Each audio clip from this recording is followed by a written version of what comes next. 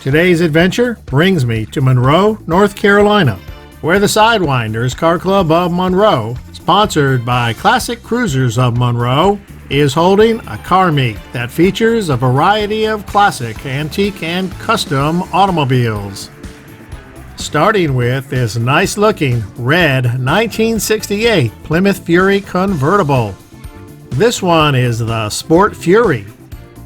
The original vehicles came standard with a 383 engine and an upgrade option to a 440.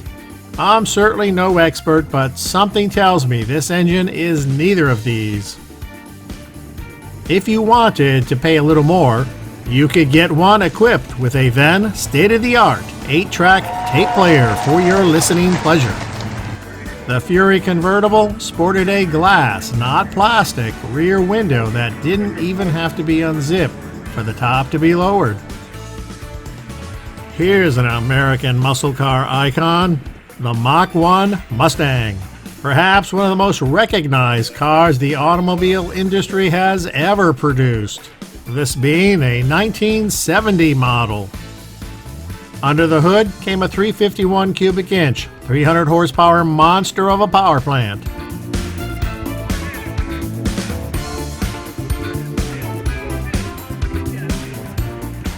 This one has had a few modifications since it came off the line 50 years ago.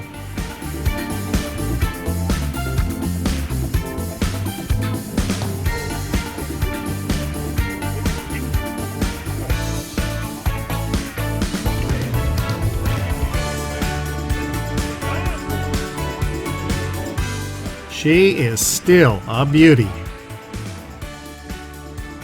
Here's a 1971 Chevy Chevelle, another very popular and good-looking muscle car from the muscle car era, this one being an SS or Super Sport version.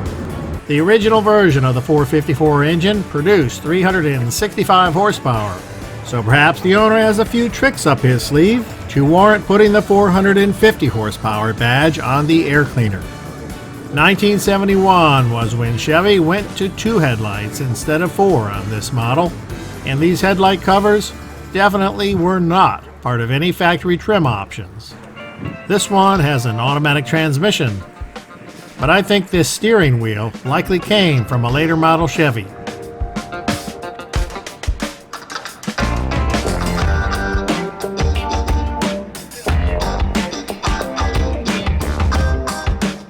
The 1969 Chevy Nova came out at the pinnacle of the American muscle car era. This too is an SS version. Considered a small car at the time, it came with a big engine and was a very popular muscle car in its day. I was just a lad in my first year of high school when Chevy was making this car. This one has a 396 engine that originally produced 350 horsepower, but seeing some of the custom parts, I wouldn't be surprised if this was pumping out a little bit more than that.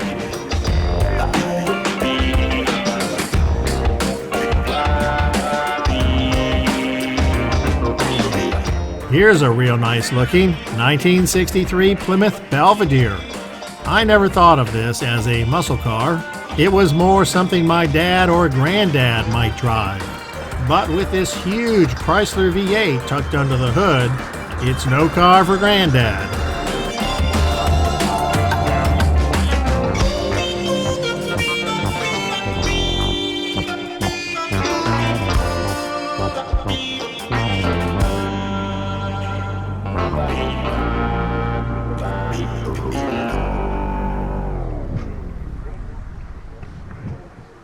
It looks beautiful.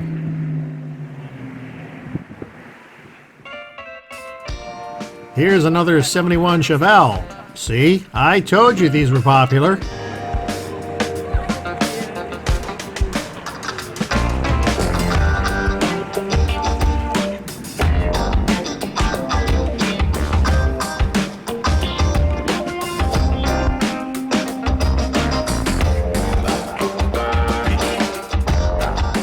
Here is a highly customized 1932 Ford. That is some fancy paint job. It's cars like this, at least in my mind, that are the quintessential hot rods.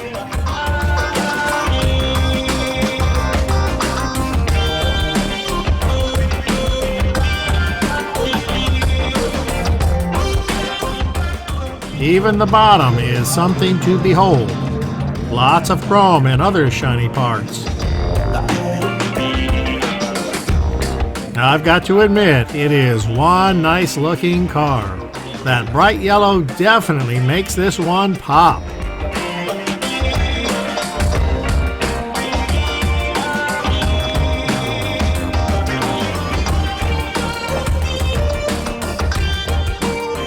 Oh wow, a Chevy Vega.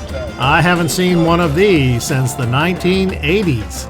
I honestly thought they were all gone, and the owner races it. This one has been highly modified. He's got about the biggest engine he could fit in it. And so many buttons, levers, and switches inside, you need a pilot's license to operate it. I bet this thing screams down the quarter mile. Moving on to this really nice 1966 Dodge Charger. At least I think it's a 66. The 1966 and 67 models were nearly identical, so I apologize if I got the year wrong. Another big Chrysler V8 with modified intake, radiator, and who knows what else. Here's a nicely restored 1932 Chevy. The classic look of these 1930 cars conjures up images of Chicago gangsters racing through the streets with their Thompson machine guns blazing.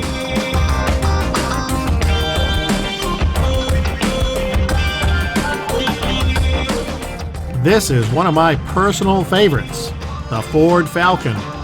This one is the 1964 version of the model with a soft top. My very first car was a 1962 Falcon, and this is pretty much how I remember the interior of that car.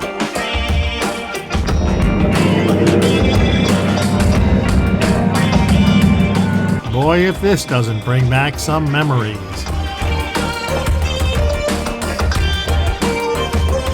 And right next to it is this candy apple red 1966 Chevy pickup truck.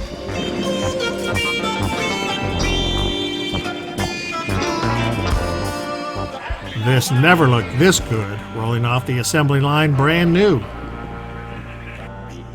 It likely came with a 6-cylinder inline engine. But now I see a highly modified late model 427 stuffed in there.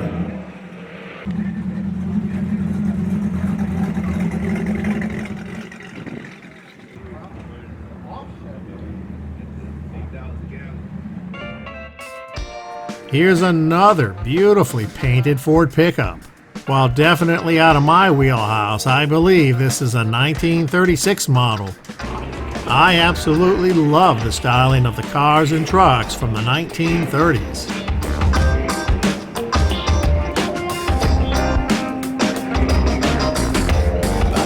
Definitely no stock power plant in here. This car is spotless.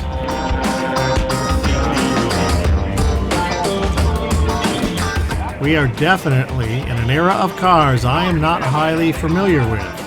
I think this is a 1937 Chevrolet 4-door sedan. And this one? Boy, sorry, but I just don't know. Here's a nice 1961, maybe 62 Corvette. Very much an iconic American sports car. Here's a nice Chevy Malibu. My best friend had one of these in 1970 or 71, and I remember it fondly.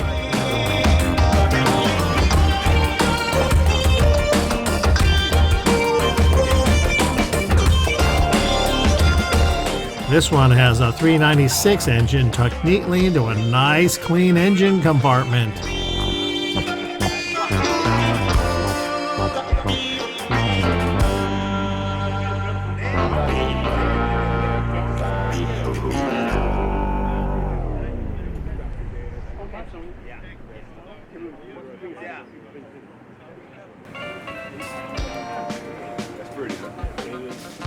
The last car I'm going to look at this afternoon is this 1963 Chevy Impala.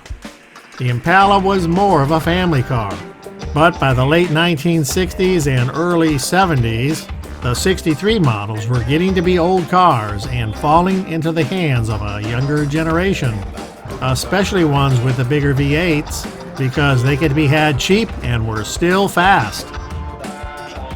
Chevy made over 150,000 of these cars in 1963 alone, and the Impala was a common sight on American roads throughout the 1960s, 70s, and 80s.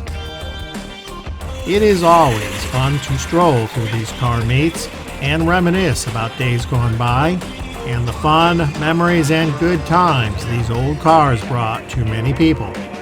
Remember, life is a journey. Enjoy the ride, and thanks for watching.